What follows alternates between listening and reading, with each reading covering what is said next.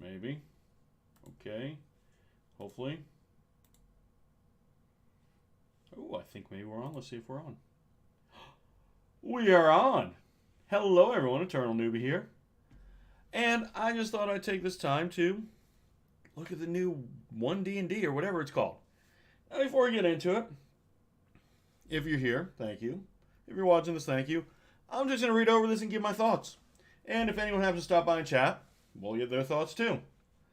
So, I don't know. I'm kind of excited. I've barely skimmed this. I don't know much about it. And looking over here, I've noticed like one thing.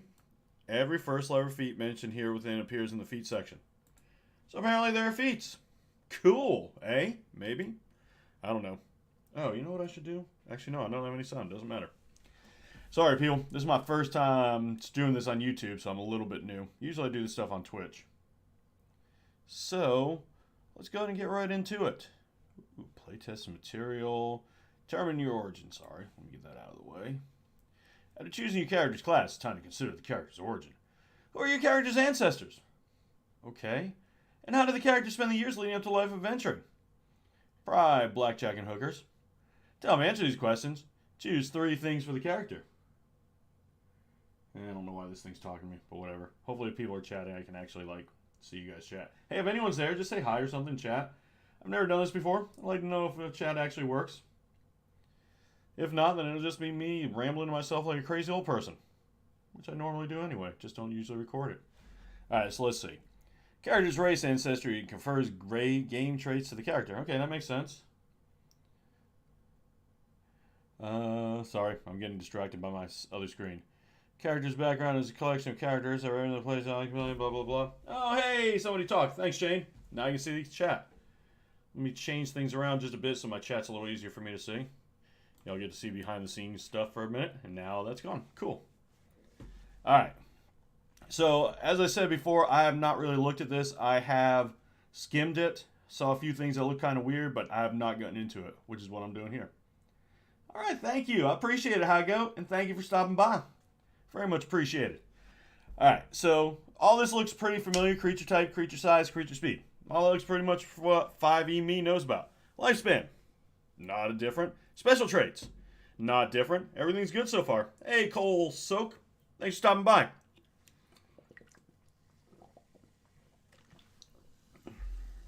Alright. Here's where things come off a little bit, but it's not really that different. I think this is like the Tasha rules, which I'm not super familiar with. But a background grants you +2 bonus to one ability and +1 to different ability. So I guess they took away even the choices due to the old way where different races had different bonuses, which I don't really care about either way. You get 2 skill proficiencies with a background. Cool, normal. But it doesn't give you, backgrounds don't give you choices. Yeah, whatever. We'll see that when we get to backgrounds. Ooh, a tool proficiency. Nice. Just so you guys know, whenever I have to choose a tool proficiency, I always choose bagpipes. Because, just to be different and fun. You get 1 language from your background? Oh, that sucks. Now, that's the first thing in here I'm going to say I don't particularly like. What's up, Shadow? A little pupper's coming in to say hi. And by little pupper, I mean my old man over here. I just realized I can't see the camera, so I don't know if you guys can see him. Hey, look up, buddy. Oh, he's a good boy. Anyway.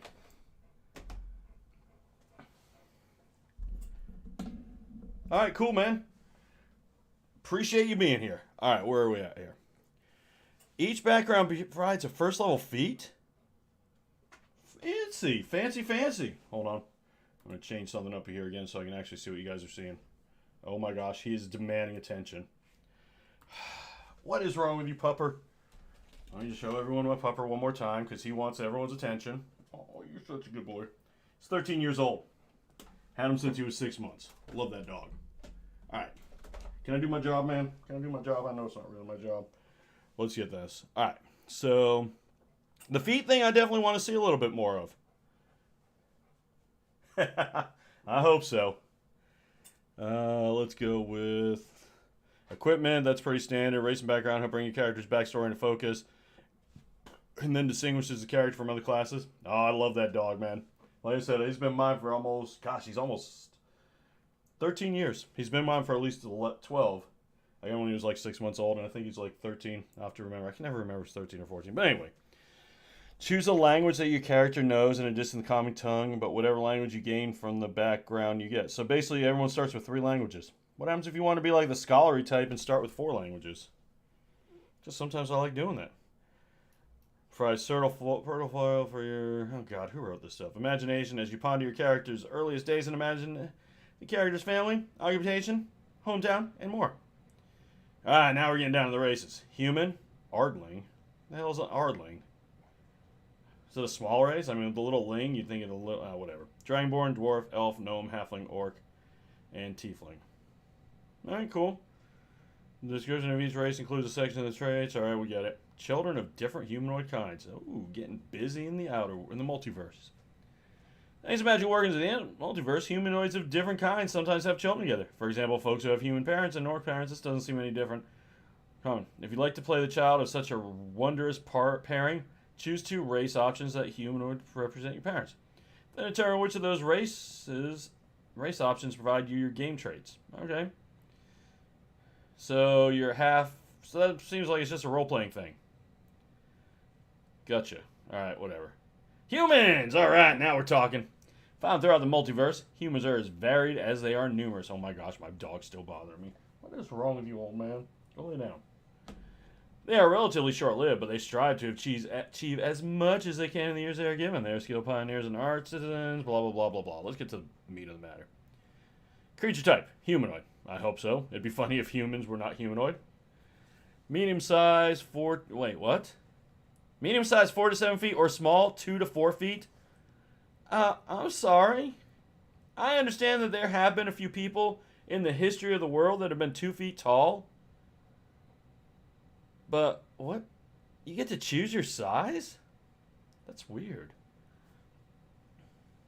That doesn't make sense to me. But okay, whatever. So I guess we have hobbits. No, wait. Hobbits would be halflings. We got those little tiny people that are not hobbits, but they're just tiny people that are 2 feet tall. I have still got to get myself into Pathfinder 2. I played a little bit of Pathfinder 1. Oh, by the way, the dog sheds. A lot. But not ever Pathfinder 2.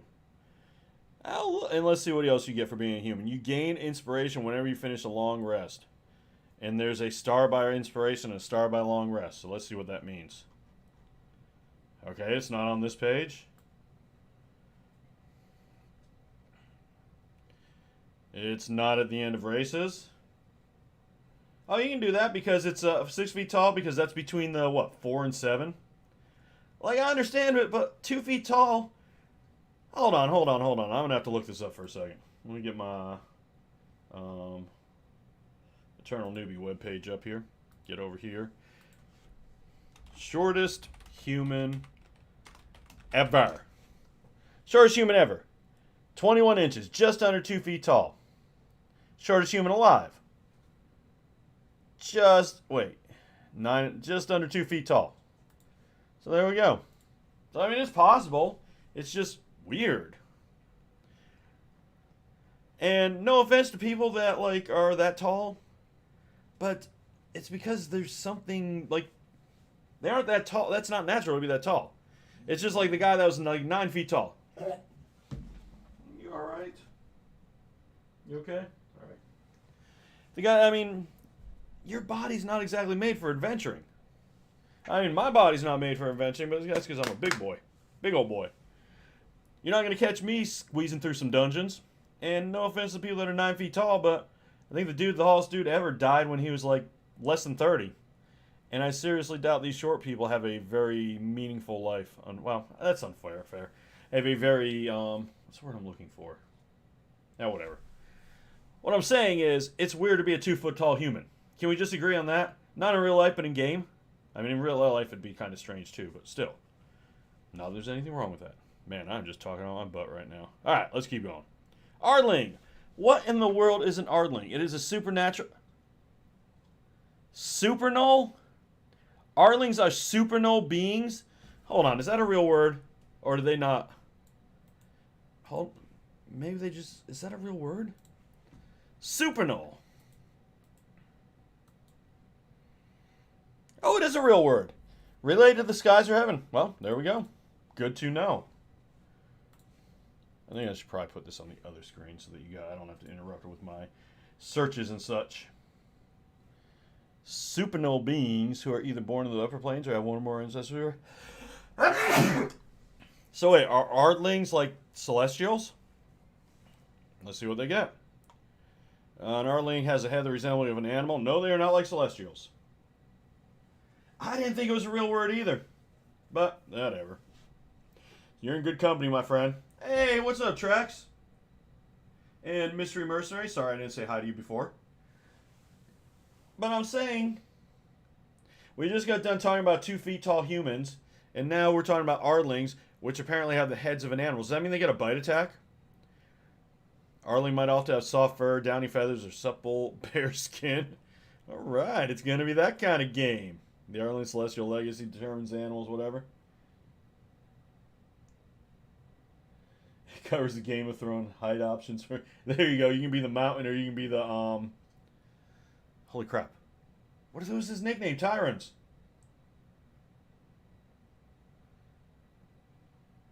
The Imp. There you go. The mountain or the Imp. I like it.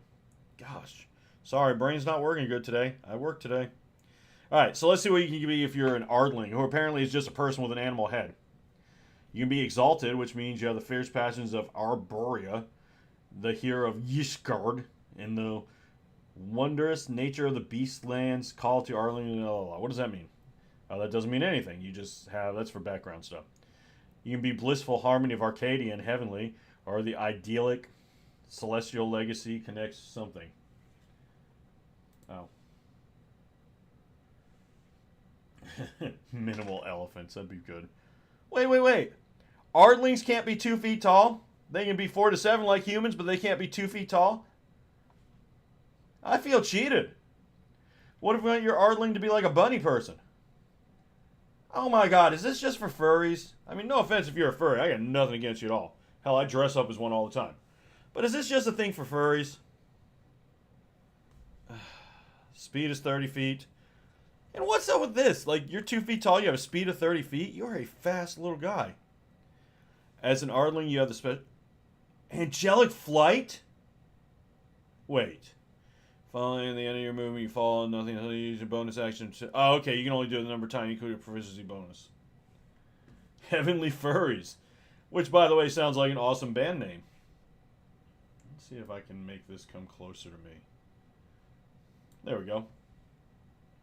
You use your bonus action, and then so you can fly basically at first level. You can fly twice between long rests. Question for you guys: like usually in my games, we'll get like 1, maybe 2 battles maximum between long rests. Occasionally, I've played different ones that are like not so much, like where you have a bunch between long rests. But oh wait, they get spell. Wait, where does it say they get spells? You get flight. Does it have it down here? Ah, here it is. You gain the your magical abilities. Choose a legacy and exalted. Alright, so that's why it makes it different. Exalted or chaotic good. Yeah, I like chaotic good. Heavenly or lawful good. Oh, Ardlings are only good? Whatever. Or idyllic. Associated with neutral good. You can find the blah blah blah. Starting at 3rd level, you gain the ability to cast a higher level spell with this trait. Once you cast, you can cast it again until you finish the long rest. So, free cantrips are pretty cool. Cure wounds, that's not bad. Zone of truth, divine favor, healing word, animal messenger, and you get to be. Wait, which one's the wolf? They don't have a wolf. Screw that. That means I get to choose whichever one I want. Whatever, I'll do what I want. All right. What else we get? Damage resistance. Resistance to radiant damage. And Ardlings come from many worlds. On many worlds, the first Ardling used their magic in the celestial... Okay. Whatever. Populate the world... Oh, we're back on Dragonborn now. Dragonborn! I know Dragonborn. You know, I have not really ever played a Dragonborn. Mainly because I am a stickler for wanting dark vision. So the only time I ever played a race without dark vision, like human, is when I was going to be a Gloomstalker or something that automatically got dark vision. Chaotic good. You know, that's what was mine too. but lately I've been starting to head towards neutral. I don't think I can pull off. And hey, Bob's Dungeon. I don't think I can pull off. What's it called? I'm pretty sure I can't pull off chaotic evil. Yeah, that's what I was thinking too in Egyptian mythology. Except they were a little taller than 3 feet tall. Alright. There is Dragonborn hearts from the egg of chromatic and metallic dragon. Oh my gosh, imagine that. Like proud dragon parents. And they're like sitting on their eggs. And all of a sudden out pops this humanoid dragon.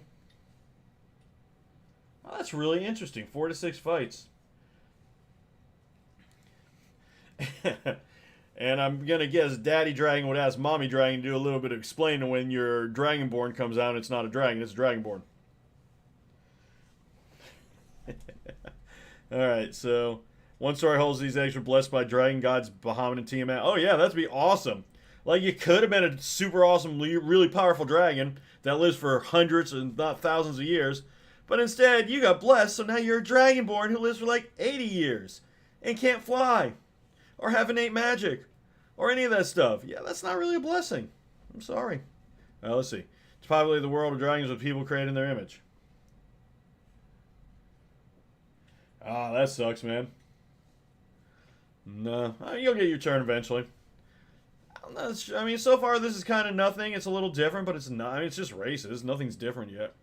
Look like wingless bipedal dragons, scaly, bright-eyed, and thick-boned with horns on their head.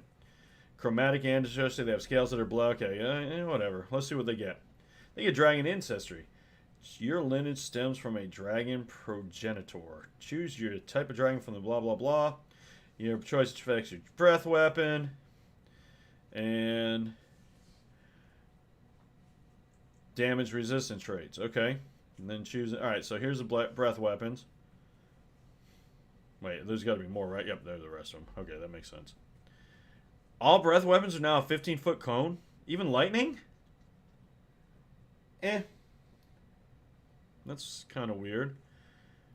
On a failed save, the creature takes 1d10 plus your character level and damage. And success, so they take half and use breath number of times equal to... Honestly, that's really underwhelming. No, these are the D1 D&D races. That's honest, like 1d10 plus your character level. That's pretty crappy trade, honestly, because you're not going to use that after, like, say, 3rd level. I don't know. Basically what happened is when a mommy dragon and a daddy dragon love each other very much, but they, I don't know, maybe mom smoked when she was pregnant or something. And all of a sudden, the little Dragonborn popped out. And it kind of sucks for the Dragonborn. Alright, let's see what else we got. Hey! Dark Vision! I might play a Dragonborn now. Because you know one thing I hate? Dealing with torches. It doesn't make you feel very heroic when you're like in the middle of battle and they're like, oh, sorry, you can't see. Although I will tell you, like, if I'm going to play a cleric and take the light cantrip, I'll play a human or a Dragonborn for that. You're going to say the language of dragon? Yes, you know how to speak dragon. Cool. It's good language. Oh, and now we're on to Dragonborn's Many World. Wait. Here we go. Mystic Boar, blah, blah, blah. So, Dragon Son, a bit of new Dragon Lady, so Dragonborn made tribute. Oh, that's awesome. Not only you get jobbed out of being a dragon, you have to pay tribute to the real dragons. Man. Like, Dragonborn are the unluckiest people in the world. Apply their skills and say, alright, let's talk about dwarves. I love dwarves. I play dwarves all the time. Dwarves are awesome.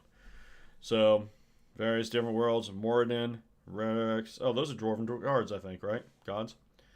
Notice it doesn't have, like, examples of names. I wonder if they're going to add that later. Dwarf speeds are up to 30 feet? Oh my god, is everyone going to be 30 feet now?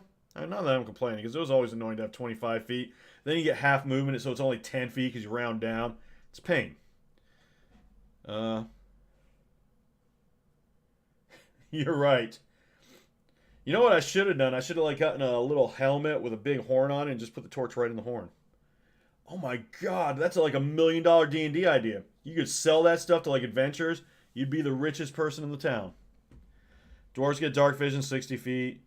You have resistance to poison damage. That's pretty normal. This is all normal so far. Dwarven toughness. Wow, okay. All dwarves get that.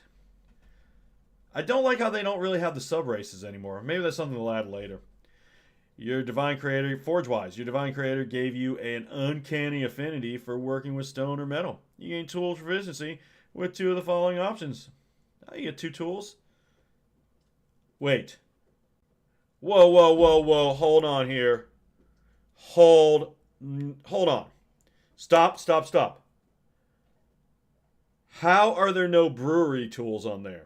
You got jeweler tools, mason tools, smith tools, tinker tools, but no brewing tools?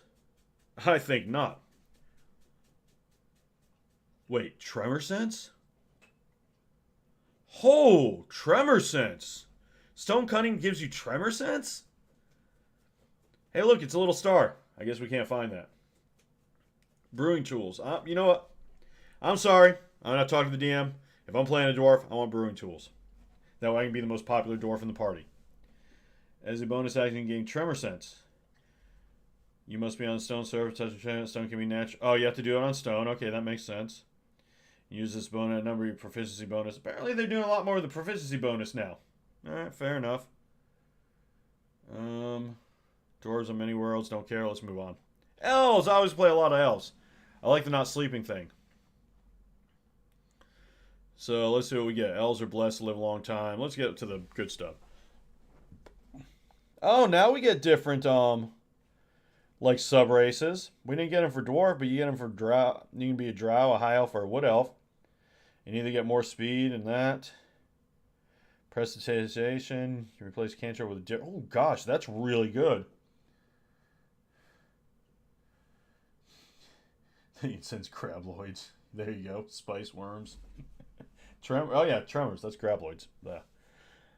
Like, as a high elf, you can get the Prestidigitation cantrip. Whenever you finish a long rest, you can place that cantrip with any different cantrip from the arcane spell list. That's really freaking good. The drow only get Dancing Lights. I'm never a big fan of Dancing Lights. I think because it didn't last very long. The range of your dark vision is higher. Fairy Fire and Darkness. Alright, the drow get awesome spells. Detect Magic, good. Misty Step, good.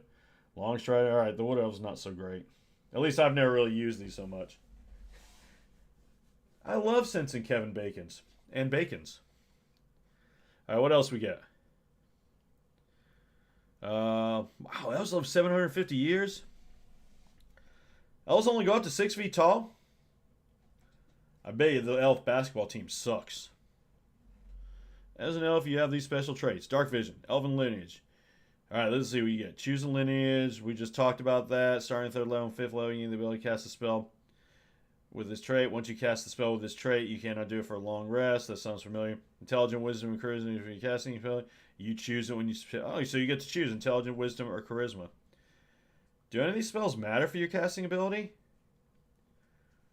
Oh, Fairy Fire and Darkness because they have DCs and stuff. Saving throws. Keen Sense, Perception, Skill, Trance, you don't need to sleep.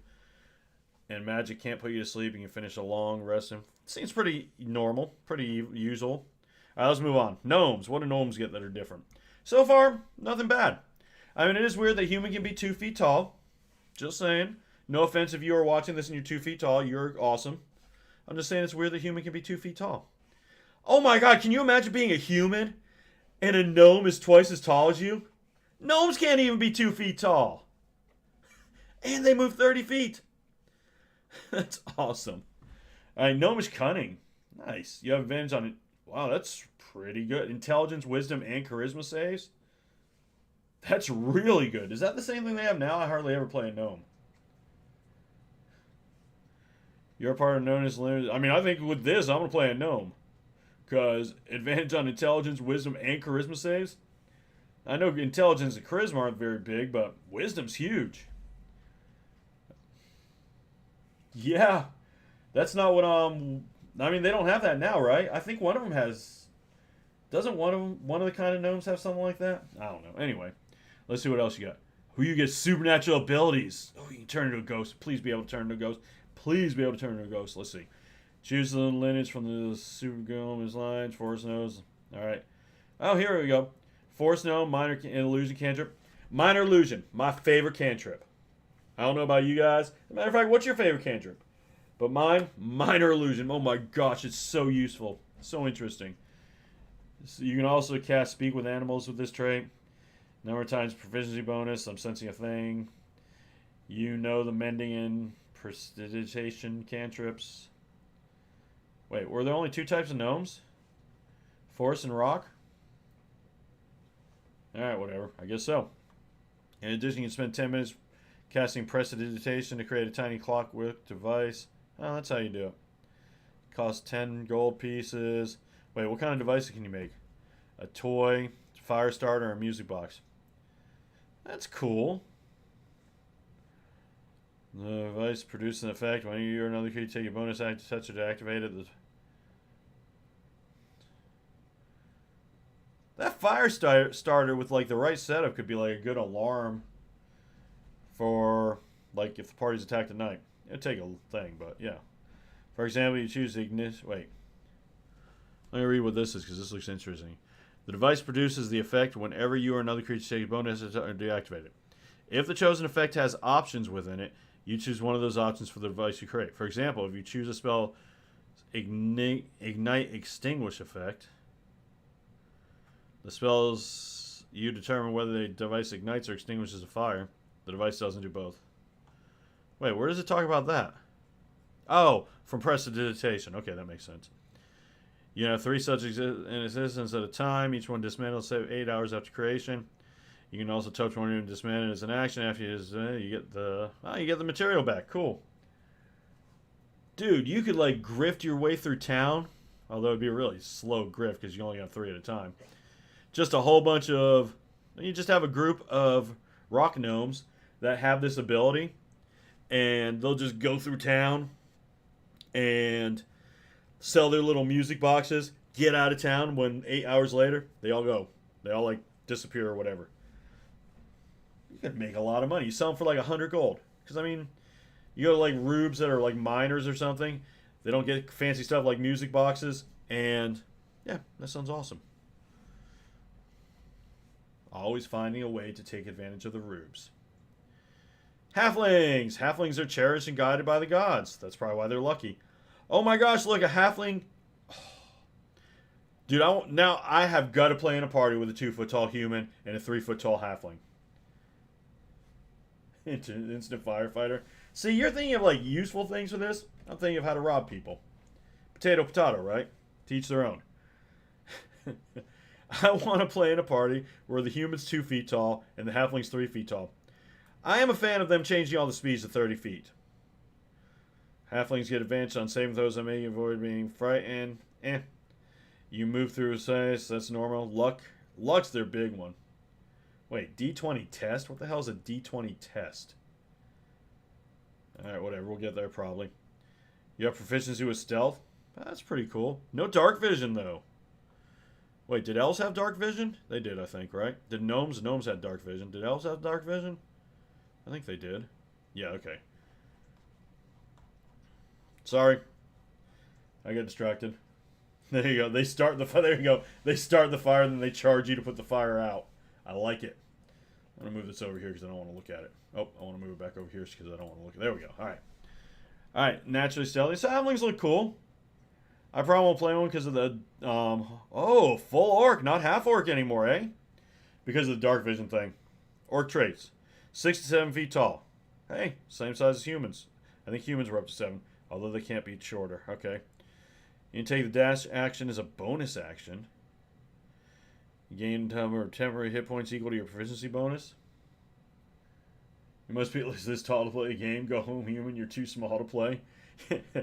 The party goes to an amusement park and the human can't get on the roller coaster, but the halfling can. That'd be pretty funny.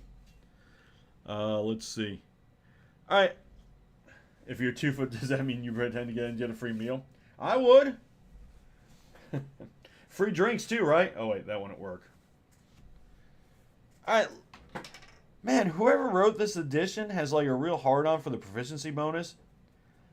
I'm sorry, but what does proficiency bonus go up to? 5 or 6?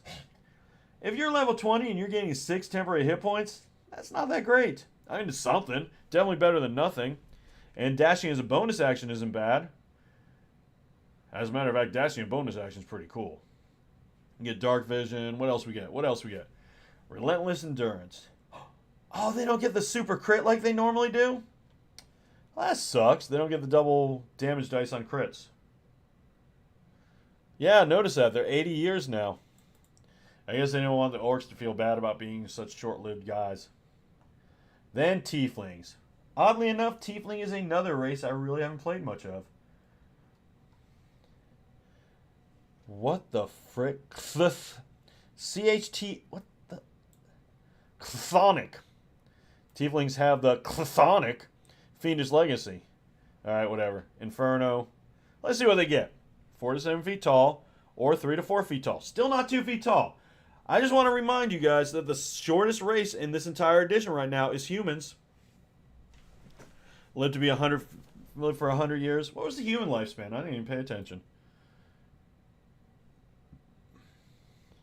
Oh, and look at the jerk humans. You notice how humans are first? Everyone else in alphabetical order, but they put humans first. That's because humans are jerks. 80 years, same as orcs. Alright, where were we? We're on, I forgot. Tieflings. Tieflings. Where's Tiefling? Oh, we're on backgrounds. I went too far. I didn't go too far. Is this Tieflings? Tieflings the last race in here? Yeah, there we go. Alright, let's see what we get. Dark Vision, Lifespan, Fiendish Legacy. Choose the legacy of the Fiend. Blah, blah, blah. Chaotic. Neutral, Evil. Lawful Planes. Wow, no good, but that's alright. You can always make it. You gain first level benefits of that. Starting and third again, you gain the ability to cast higher level spells. So, if you're abysmal, you have resistance to poison damage. Also know the poison spray cantrip. Well, whoop-de-doo. Is it? I was just talking about how it's CHTH. Alright, where was I? Starting third. Alright. I've never really used the poison spray cantrip. It never was like high enough to go on my list. Same with Chill Touch. I've seen people use that one at least. Firebolt. Firebolt was pretty standard. Hellish Rebuke and Darkness. That's pretty good. False Life is not bad at all. Ray of Enfeeblement. Pretty good. Ray of Sickness. Hold Person. Pretty good. Not bad. What else we get? What else we get? What else we get here, people? Oh, up here maybe? There we go. You know, wait, that's it? Did I miss something? They get those cool spells. They get Dark Vision. And Resistance to Poison damage. Oh, Resistance to Poison is not bad. Resistance to Fire is good. Resistance to Necrotic's not bad either. Okay, so that's what they replaced their other cool Tiefling stuff with, is resistance to this kind of damage, I'm just thinking. Let's see. Taumaturgy. And that's about it. Alright, let's look at the backgrounds now. So the races, hey, what's up there, Mark? Mal, how's it going, buddy? AKA... oh my gosh, I forgot how to say that. Anyway, the German Machine. Nice to see you again, buddy. Build a background by using selective pre-made. I'm guessing you've looked at this. What are your thoughts on this? Customize it. Alright, let's look at the backgrounds. Because it looks like backgrounds are something they made a difference on. Background features. When you choose your character's ability scores, choose... Wait. So, oh, okay. So that's tied to backgrounds now instead of race. Interesting. Choose 2 skills. We already read this part. 1 tool. I'm choosing bagpipes. Maybe maracas. That's pretty good too. Choose 1 language and standard language and lyric language. Yeah, me too. Feat. You choose a first level feat. That's going to be interesting. 50 gold pieces spent on starting equipment. Wait. You don't get starting... Oh, just from your background. You get starting equipment from your class, probably. Alright, let's see what this says. It's in, like, gray, so it's got to be important. Since 2014, characters have received ability scores increases from several sources, either from a race that has the ability score increase trait or the ability to score rules and Tasha's blah, blah, blah. If you make a character using one of the older sources and get the ability score increases from that, the character doesn't get the ability scores from the background. Alright, that makes sense. Oh, we're getting to the crit stuff. I've heard a little bit about it, and it does not sound happy. Oh, so you don't get to choose them. You just get what comes with it. I'm okay with that. +2 wisdom, +1 intelligence. Okay, insight and...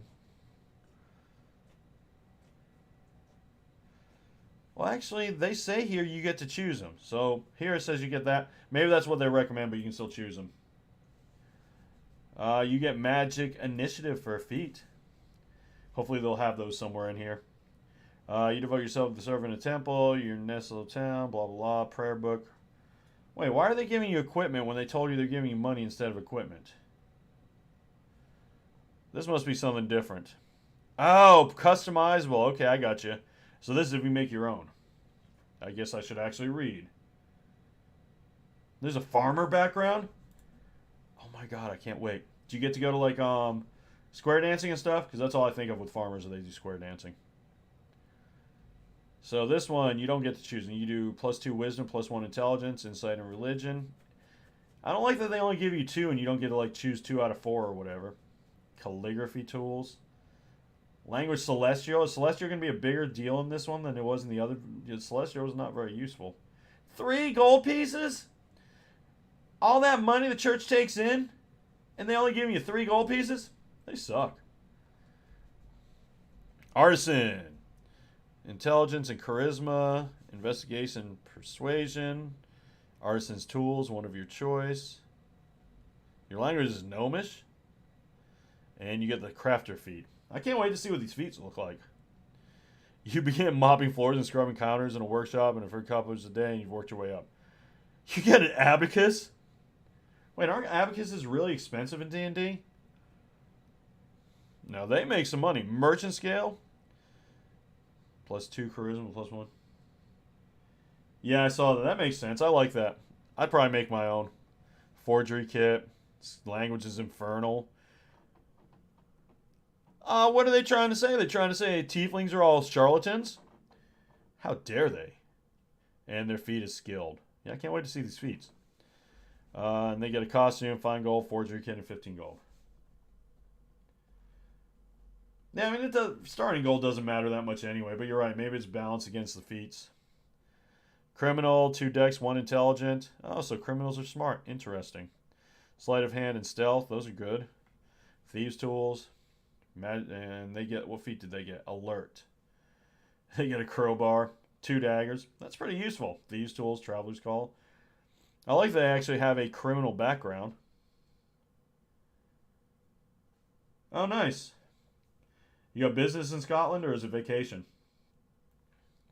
Entertainer, musical instrument, one of your choice, Elvish. The language thing is kind of weird, man. I'm not seeing where they're getting it from. Like, if you're a criminal, what was your language for criminal? You think a criminal... Oh, thieves can't. That makes sense. If you're a charlatan, you think your language would be like undercommon or something.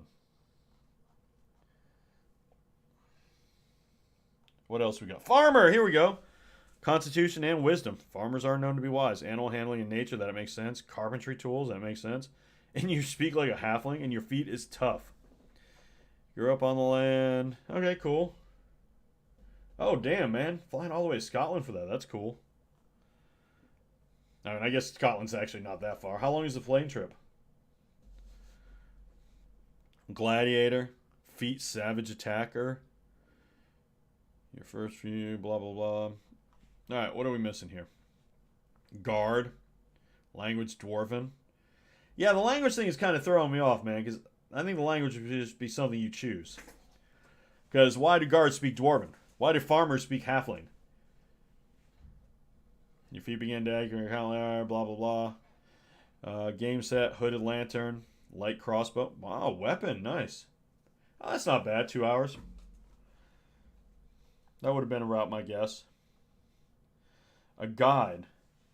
What does a guide do? And they speak giant. And they get magic initiate and primal. You come of age and outdoors. Overgrown ruins of great halls once trod by giants. I guess that's why you speak giant. Okay. And you get interesting tool. All right, cool. Quiver. Wow, are they actually making quivers a thing now? Hermit.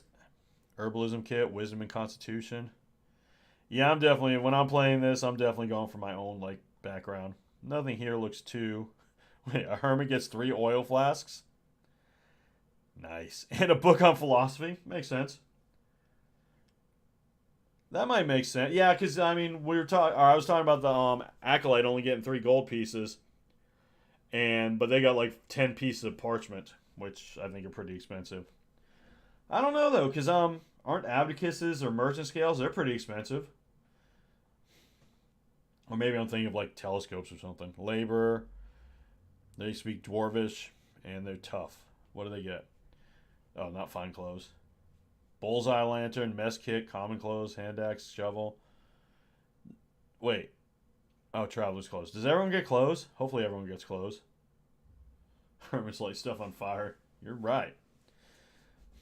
Don't mess with the hermit. Meanwhile, if you're a noble, you speak Draconic. Okay. History and persuasion. Good skills. Medicine and religion. I haven't really been paying attention to skills, but they seem pretty useful. Stealth and, yeah. I mean, it looks like they're giving everybody useful skills. Wait, who gets athletics and performance? Gladiator. That makes sense. Okay. Religion and survival. Yeah, I haven't seen, like, I guess probably the least used skill I've seen is animal handling, and that's kind of campaign dependent. Yeah, I bet you they did. The price has changed. Alright, let's get through the Sage. Arcana and History. That's pretty useful. I saw them referencing that. We'll see what that means. So that means like there's only 3 spell lists? Like you choose either from the Arcana. Well, we'll get to it, I guess. Oh, wait. Which one speaks language goblin? Not the Sage, I'm guessing. A sailor. Nope, sailor is primordial. Acrobatics and perception. Well, that's not as good as it used to be. Soldier. Soldiers speak goblin. Huh.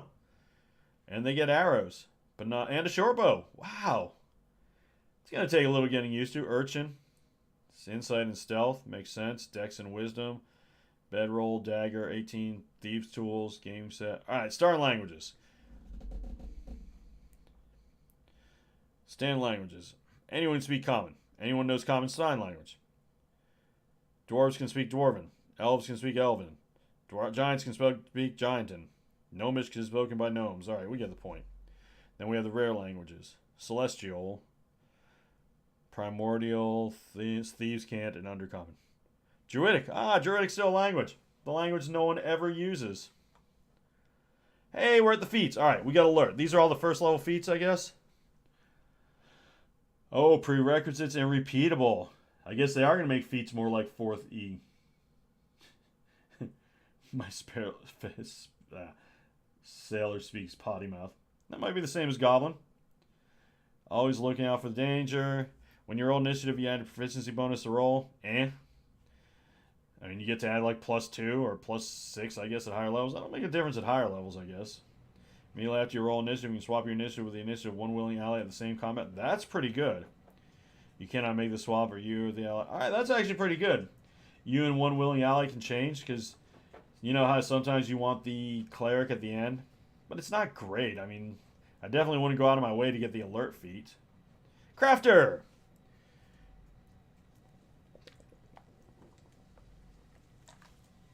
You are adept at crafting things and bargaining. I mean, I can see...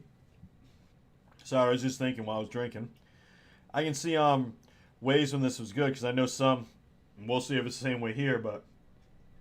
Some classes, if they go first, they get to do different extra damage. So that would give, like, if you're playing with one of them, or if you are one of them, that'd give you a better chance of having that extra damage. Alright, Crafter. Well, these are just first level. Undercommon is here. What was the other one that they speak underground? I don't even remember it. Undercommon and another one that no one ever uses. Anyway, let's see what Crafter gets. You are adept at crafting things. Well, that makes sense. Aptly named. Tool presents 3 different artisan tools of your choice. When you're buying, you receive... Whoa, 20% discount on all non-magical items? I guess we know who the party shopper is. When you craft an item using a tool with your proficiency, the required crafting. Okay. Yeah, these look more like they're flavored than useful. Not to say they're not useful. They're just first level feats look like they're not super. They're not like we're used to with feats in 5e. Like you were saying, they're nerfed. You are correct. Alright, medic. You get a healer's kit. You can spend one use to attend a creature within 5 feet of an action. That creature can spend one of its hit die and then roll that die. The creature is okay. Healing re-rolls. Whenever you roll a die to determine the number of hit points you restore with a spell, you can re-roll the die if it rolls on a 1. Okay. Oh, lucky. What's the lucky feat do? You are inexplicably lucky. You have a number of luck points equal to your proficiency bonus. You can spend them points immediately after you roll a d20 or a d20 for a d20 test. We still got to get to whatever the hell d20 test is. You can spend 1 luck point to give yourself advantage. So you get to roll, and you get to give yourself advantage. That's just as good as normal. Oh, halfling in languages? Let's look. I think it was there. Yep. It's there. Yeah, halfling. There it is. I thought it was there twice for a minute. Yeah, didn't you used to get like 4 uses or 3 uses of lucky? I don't know. I never took the feat. And you give someone disadvantage on you. So you get basically... Actually, I mean, at higher levels, lucky is going to be really good because you get it equal to your proficiency bonus. At lower levels, it's like, eh. Magical Initiate. Let's see what you get. You learn the basics of a particular magic arcane. You choose the following benefits. You learn 2 cantrips from the spell list. That's cool. Choose 1 spell. You have the spell. You can cast it once per long rest, it looks like. Alright. Oh, lucky used to use B1 or more dice. B1. I'll have to look at that. Let me go ahead and look at that, actually. You come over here. Let me see what lucky says now, because I don't remember exactly what it says. Lucky feat. Alright, you have 3 luck points. Whenever you make an attack roll, an ability check, or a saving throw, oh, you can spend 1 luck point to roll an additional d20. You can choose to spend 1 of your luck points after you roll the die, but before the outcome is determined. You can also spend luck when an attack roll is made.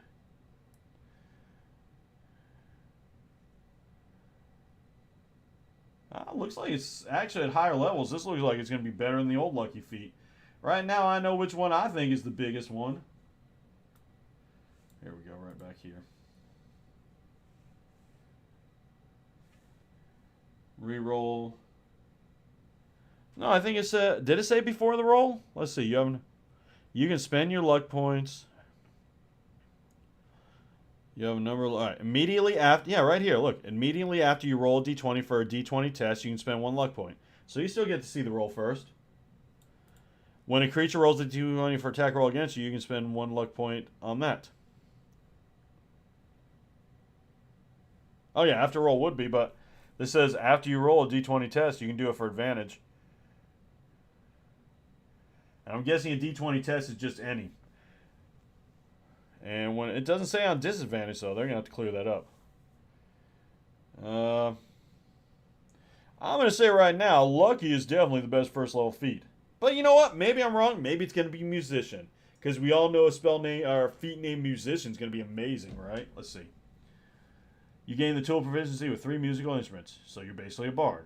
After you finish short long rest, you can play a song on a musical instrument which you have proficiency and give inspiration to allies who hear the song.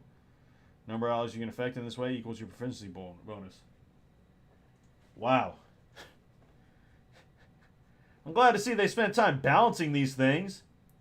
So, let's see. You can either get your proficiency bonus worth of luck dice, or you can play a song and give like a few people inspiration. Wow, that is crap, man.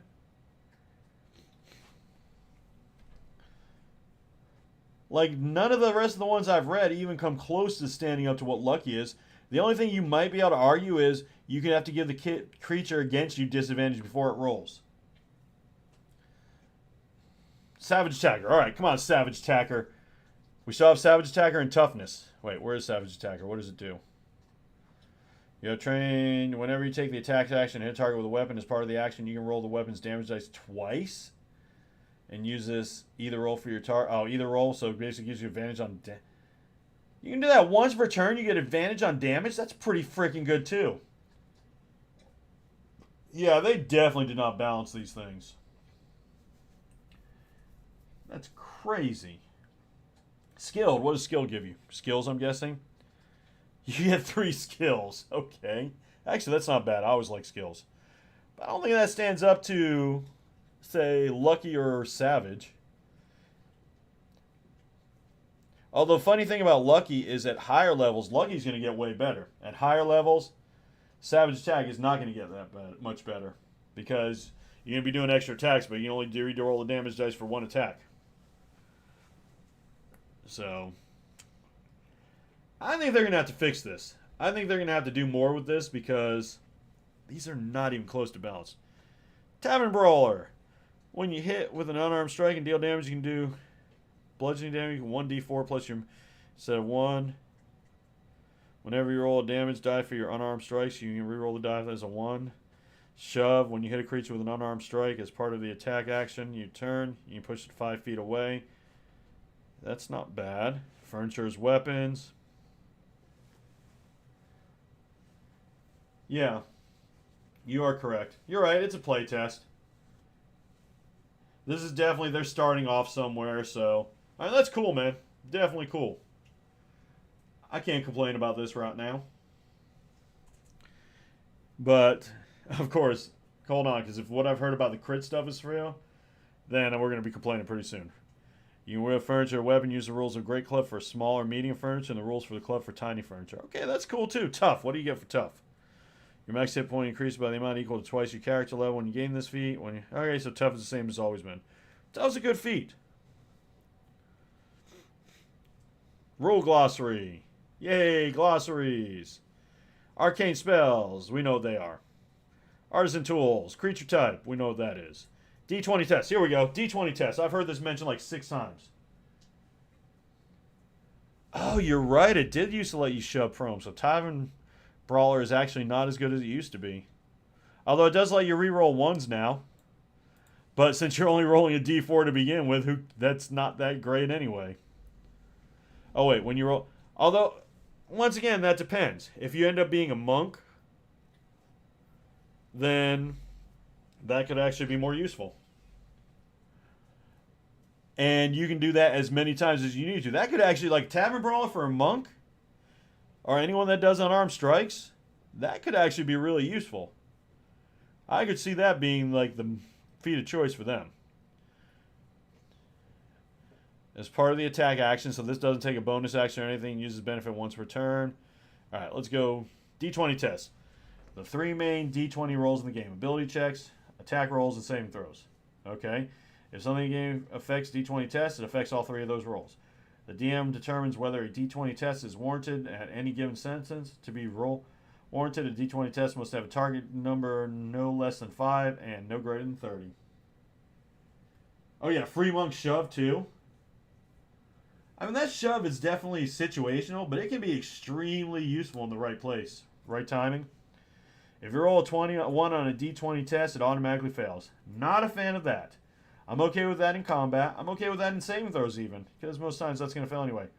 Not a fan of ability checks, but I understand where they're going. They're saying, like, hey, if there's no way you can fail it, why are you rolling it? Roll 20.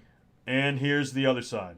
This is going to have some DMs, myself included, changing their way they do things. If you roll a 20 on the D20, the test automatically succeeds. So any ability check automatically succeeds. Although I'm thinking, and correct me if I'm wrong, but I'm thinking what you could do is, let's say that they're doing something that's impossible. Or, first of all, you wouldn't let them roll. But if you do let them roll, their success could be, maybe they don't get the complete success, but they get more information. So that makes sense. Critical hits. Weapon and unarmed strikes. Star.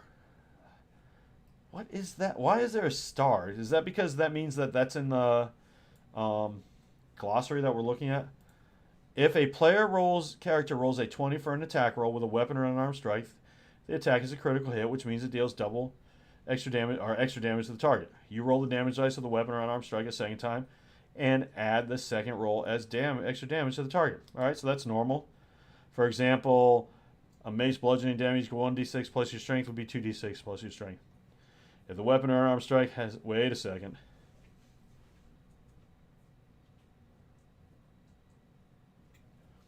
Well, they didn't say skills for D1 roll 1, but they say D20 test. And D20 tests are ability checks, attack rolls, and saving throws. So ability checks would be skills.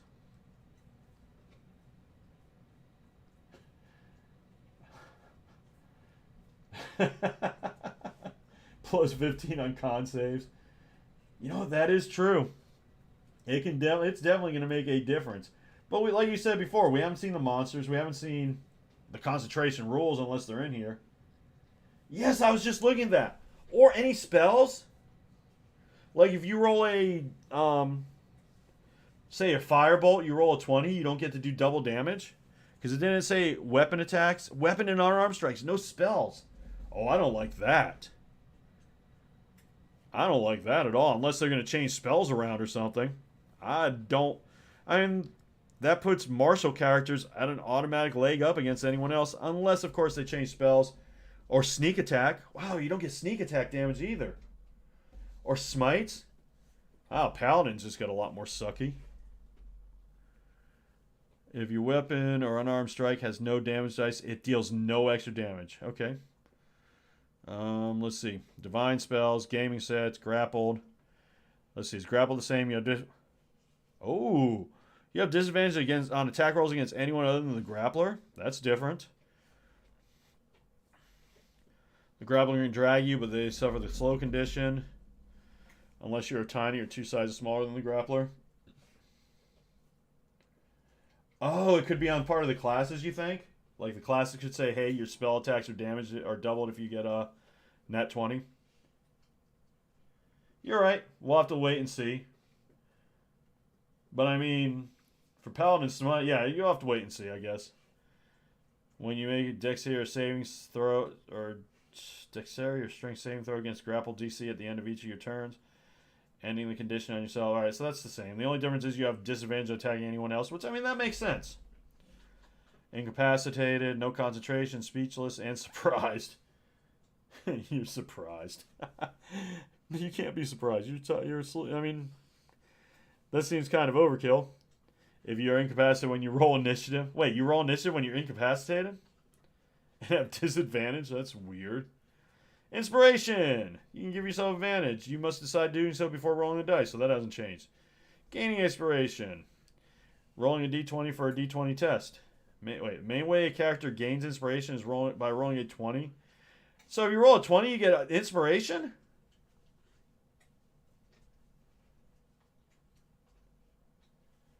I guess I see what you're saying, but still. I want my smite, man. So, anytime you roll a 20... Oh, yeah, well, I guess I'm never going to get inspiration. Oh, and the DM can also give you inspiration like normal. You can never have more than one instance of inspiration. Losing inspiration, if you take a long rest, you lose it. Long rest is 8 hours long, during which a creature sleeps for 6 hours and performs no more than 2 hours of light activity, such as reading, taking... Blah, blah, blah. Normal. At the end of the long rest, the creature gains all lost hit points. Creature regains spent hit dice up to half the total, rounded down. Minimum of 1. A creature cannot benefit from more than one long rest in a 24-hour period. Every creature must have at least 1 point. Oh, gosh. So you have to be conscious before any long rest. I think that's the same, isn't it? 2-foot human wrestling to the rules. To the ground. Well, technically, that's a tiny creature. How would that work, I wonder? A tiny creature trying to move a big creature? Because they didn't have rules about that, did they? The grappler can drag or carry you, but the grappler suffers with a slow condition when moving, unless you are tiny or 2 sizes or more smaller than the grappler. That doesn't say anything about the size of the grappler. So yes, it looks like a tiny grappler, a 2-foot tall human, could technically move a giant. Now, unless you are tiny. Now, if you are... Yeah, it doesn't say anything about the person being grappled being smaller. There you go. 2-foot tall human grabbing a dragon and pulling him to the side. Alright. Benefits of long rest. Interrupting the rest. If a long rest is interrupted by combat for 1 or by 1 hour or waking, casting spells or similar activity, the rest confers no benefit? Oh my god, it has to be restarted? I don't know about you guys, but my DMs, they're usually like giving us encounters in the middle of the night. That could suck. I guess that just means you restart your long rest at like 4 a.m. Sleep until noon. Pretty awesome. Musical instruments, don't care. Ignore the prices in the player's handbook. The instruments now cost 20 gold pieces. Alright, whatever. Primal spells. Those are like druids and rangers. Alright, well, the spell thing. I kind of like the way they did the spell thing so far, now that we know much about it. Slowed. When you are slowed. I wonder if any spells are on more than one list. Experience the fall. You must spend 1 extra foot of movement for every foot you move. That's normal. Attack rolls against you have advantage. And dexterity saves are disadvantage. Okay, that's different, but I can see it. I'm guessing you can be slowed by spells and stuff like that. Tool proficiency. Unarmed strike. Melee attack that allows you to use your body to damage, grapple, or whatever. Target is grappled, and the grapple escape equals DC 8 plus your strength modifier plus your bonus proficiency. Well, that's going to suck for monks. The grapple... Oh, I guess that's the same way it is now. Shove. You can push the creature 5 feet away or knock the target prone. Well, here, now you can shove and probe. Oh, maybe that means you can do it with... Yeah, grappling makes you small. Maybe that means... Because here it says, with a shove, you can knock them prone. So maybe we go back to... Tavern Brawler. Does that say... When you hit a creature... No, it just says when you hit a creature... No, yep, you're right, you're right. So, nope, you still can't make him prone. It doesn't say you shove him, it just says you move him 5 feet away. Alright, then. Alright, where were we? Benefits of long rest, Charmer Sense. Wait, did it just say something losing a long rest? No, I missed it. Charmer Sense can point a location or object moving within a specific range. Charmer Sense cannot detect creatures or objects in the air. Does not count as a form of sight. Wait, does grappling someone make you slowed, or does it make the person you're grappling slowed? I'm pretty sure the person you're grappling, if I remember correctly. Shove. So no, you can't. Wow. Spell list. Let's take a look at the spells. Arcane spells. Mage Hand. Prestidigitation. True Strike. Alright, those all make sense. Vicious Mockery. Interesting. Alright, so far. Divine spells. They all it seems pretty standard. Yeah, that makes sense. Bless and Bane. Compiled Duel. Healing Word. So that means, wait, does that mean... Oh! So if you're a paladin and you get divine spells, you get access to all these spells now. Well, I guess you actually have another reason to use your spells, especially if your smites don't give you... Oh my gosh, so many smites. Searing Smite, Thunder Smite, Wrathful Smite, Smite. And I want to see... Shillelagh Resistance, Produce Flame, Message, Mending. Oh, they moved Mending over here. That's weird. I guess it makes sense. Guidance. Was Guidance on the... Okay, so there we go. Guidance is on Divine and Guidance is on Primal. So they do have more than one. Alright, that makes sense. Oh, and that's the end.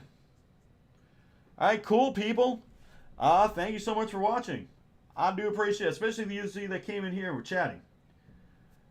Just to let you know, a couple of things. Number one, since I was doing this today, I put off my video till tomorrow, so don't worry, there'll be a video tomorrow. Hopefully y'all like it. I can't remember what it is, but it's probably about some bad homebrew, because that's usually what I've been doing. Number two, you're bored on a Friday night, I stream over on Twitch. So come on and see me. If you're not bored on Friday night, thanks for showing up here anyway. So have yourselves a good evening, people, and thank you very much. Yeah, Druid and Cleric had Guidance too. I'll have to look to see if there's any that's on all three, but I doubt it. Light for Mage, Light for Druid, or Divine, and Primal doesn't get Light. Alright, well, there we go. Good night. I need to go work on another video. So, have a good night, people. Oh, thank you for hanging out, dude. I appreciate it.